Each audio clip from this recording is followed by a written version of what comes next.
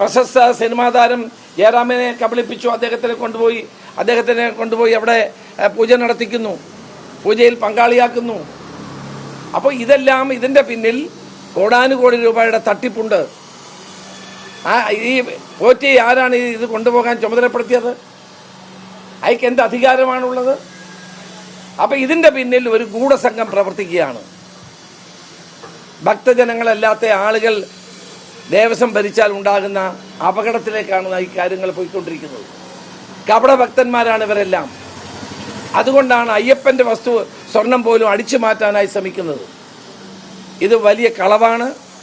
ഇത് വലിയ തോതിലുള്ള ആശങ്ക ഭക്തജനങ്ങൾക്ക് ഉണ്ടാക്കുന്നു, ഭക്തജനങ്ങളുടെ വികാരത്തെ വ്രണപ്പെടുത്തുന്നു. നമ്മളൊരു കാര്യം മനസ്സിലാക്കണം. വി രാമചന്ദ്രൻ കേരളത്തിൻ്റെ ചീഫ് സെക്രട്ടറി ആയിരുന്ന കാലത്താണ് ശബരിമല ദേവസ്വവുമായി ബന്ധപ്പെട്ട ഹൈക്കോടതിയുടെ ഇടപെടലിന് വേണ്ടി ഒരു റിപ്പോർട്ടുണ്ടാക്കിയത്. ആ റിപ്പോർട്ടിൻ്റെ അടിസ്ഥാനത്തിലാണ് കേരളത്തെ ഹൈക്കോടതി ഒരു ബെഞ്ച് പ്രത്യേകം ഉണ്ടാക്കിയത്. അതിനെതിരായി സുപ്രീം കോടതി പോയി. സുപ്രീം കോടതി അത് തള്ളിക്കളഞ്ഞു. കേരള ഹൈക്കോടതിയുടെ ദേവസ്വം സ്പെഷ്യൽ ബെഞ്ച് ഉണ്ടാക്കിയത് അങ്ങനാണ്.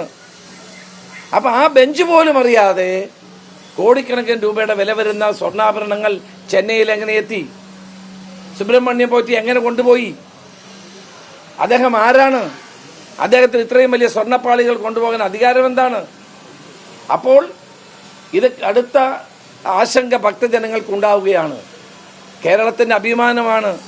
കോടാനുകോടി ഭക്തജനങ്ങൾ വരുന്ന കലിയുഗവരതനായ അയ്യപ്പ സന്നിധിയിൽ ഇത്രയും വെട്ടിപ്പ് നടന്നിട്ട് 2 ദേവസ്വം ബോർഡ് പ്രസിഡന്റുമാർ അറിഞ്ഞില്ല എന്ന് പറയുന്ന ആരെ കബളിപ്പിക്കാനാണ്?